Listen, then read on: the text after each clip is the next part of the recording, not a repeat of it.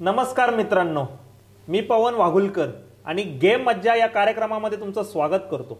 आज बऱ्याच दिवसानंतर आपण या कार्यक्रमाची नव्याने सुरुवात करत आहोत। चाय लाव। इकडे इकडे।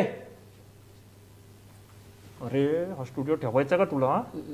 गलती हुई। 2 तास इथं फिरकू पण बाहेरच्या लोकांना जरा आतमध्ये एंट्री देऊ नका। कार्यक्रमाला वळूया आपण। आज आपल्या स्टुडिओवर प्रमुख अतिथी म्हणून आलेले आहेत आपल्या महाराष्ट्राचे लाडके व्यक्तिमत्व आणि त्यांचा आज बर्थडे सुद्धा आहे। तर मी कुठलाही वेळ वाया न घालवता थेट चर्चेला वळतो। नमस्कार साहेब आणि हॅपी बर्थडे।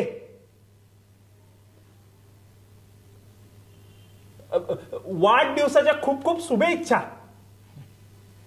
जे मराठीची किंमत करतात त्यांनाच मी हात मिळवतो। हो, आणि हे वाढदिवस वगैरे मी काय मानत नाही। आयुष्यातले दिवस कमी होत आहेत आणि तुम्ही वाढदिवस कसले साजरे करताय हे असलं मी काय मानत नाही। नाही बरोबर आहे साहेब, पण तुमचा आज वाढदिवस आहे म्हणून मी माझ्या टीमनी तुमच्यासाठी केक पण आणलाय साहेब। मग तो तुम्हीच कापा आणि खाऊन घ्या। मी इथे काय केक बीक कापायला आलेलो नाहीये। मी इथे चर्चा करायला आलेलो आहे, गप्पा मारायला आलेलो आहे। ते जर होणार असेल तर थांबतो, नाही तर निघतो। चर्चा करूया साहेब, चर्चा होणार आहे, चर्चा करूया आपण। साहेब मी स्वतः सोशल मीडियावर काम करतो। मग नाही, माझे 3.5 लाखाच्या आसपास फॉलोअर पण आहेत। मग तुम्ही माझे व्हिडिओ पाहिलेत साहेब?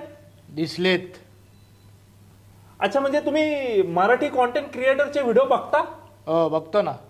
काही लोक फार सुंदर करतात, हो, आणि काही मराठी कॉन्टेंट क्रिएटर मराठी असून पण हिंदी भाषेत करतात, ते पण पाहतो। हा साहेब, मला नेमकं तेच विचारायचं होतं की मराठी कॉन्टेंट क्रिएटर हा पुढे जातोय, हिंदीमध्ये काम करतोय, त्याच्याबद्दल तुमचं काय म्हणणं आहे? हिंदीमध्ये काम करणं म्हणजे पुढे जाणं हे कोणी ठरवलं?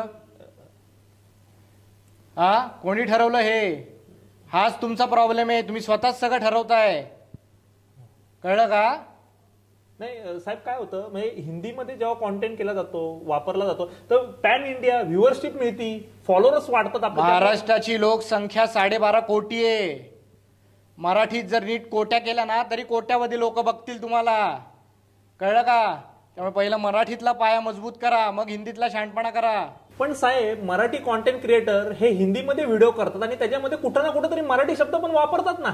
तोच तर मुद्दा आहे। त्यामुळे लोकांना वाटतं की मराठीत 4च शब्द आहेत, चायला, चमायला, लय भारी, याच्या पुढे पण मराठी आहे। ते लोकांना समजलं पाहिजे, कळलं का? हो, ते पोहोचवण्याचं काम तुमचं आहे, त्याच्यावर लक्ष द्या। बरोबर आहे, बरोबरच आहे। नाही मी म्हणून मी मराठीत कॉन्टेंट करतो साहेब, मी मराठीतच करतो। सुधारायची गरज आहे कॉन्टेंट ना, माझा त्याच्यावर अभ्यास चाललाय। तुझी मराठी भाषा सुधारण्याची गरज आहे। तुझी आणि त्या ऑन ग्राउंड रिपोर्टरची भाषा मला सेम वाटतीये। माझी धडपड चालू आहे साहेब, मी करतोय। बोलण्यात तुझी धडपड होतीये। आपण 2 मिनिटाचा ब्रेक घ्यायचा का साहेब? कशाला? थोडं पाणी प्यायचं होतं मला। 2 मिनिटात तुझं पाणी पिऊन होणार आहे का? पुढे वळूया, कार्यक्रमाला पुढच्या वळूया। साहेब मला एक प्रश्न विचारायचा तुम्हाला, तुमचे आवडते कॉन्टेंट क्रिएटर कोणते? पु ल देशपांडे, कुसुमाग्रज, गदी माडगुळकर हे माझे आवडते कॉन्टेंट क्रिएटर। हे खरे कॉन्टेंट क्रिएटर आहेत। हो, नाही म्हणजे मला माफ करा, पण हे सोशल मीडियावर नाही आहेत साहेब। कारण का ते मनात आहेत, कळलं का? हाच आपल्या मराठी माणसाचा प्रॉब्लेम आहे, खास करून तुमच्या पिढीचा। बाहेरच्यांनी कोणीतरी सांगितल्यावर तुम्हाला कळतं की मराठी माणूस किती मोठा आहे ते। झाकीर खाननी सांगितलं तेव्हा कळलं लोकांना की पु ल देशपांडे हे भारतातले पहिले स्टँडअप कॉमेडियन आहेत म्हणून। परेश रावलनी जेव्हा मराठी नाटकाचं कौतुक केलं तेव्हा तुम्हाला त्याचा दर्जा कळाला। अगदी म्हणजे बरोबर आहे साहेब तुमचं, बरोबर आहे। पण बरोबरच आहे, माझं बरोबरच आहे। सारखं बरोबर आहे बरोबर म्हणू नको, मला माहिती आहे माझं बरोबर आहे। तुमचा दुसऱ्या भाषेवर एवढा राग काय? नाही, मला कुठल्याही भाषेवर राग बीग नाहीये, मला मराठीवर प्रेम आहे। आणि जो आपल्या भाषेवर प्रेम करू शकतो तोच दुसऱ्याच्या भाषेवर प्रेम करू शकतो, कळलं ना? आणि तुम्हालाही कुठल्याही दुसऱ्या भाषेवर प्रेम बीम नाहीये, तुम्हाला दुसऱ्या भाषांचा मोह झालाय।